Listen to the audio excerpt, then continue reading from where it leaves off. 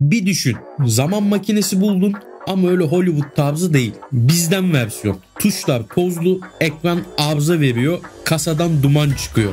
Üstelik biri üstüne dokunma yazmış ama tabii ki de dokunuyorsun ve bir anda tarih yüklenmeye başlıyor.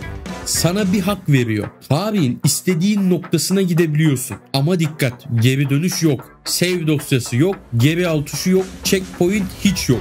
Nereye gidersen oranın vatandaşısın artık. Yani yanlışça ömür boyu acı çekme simülasyonu. Hadi gidelim.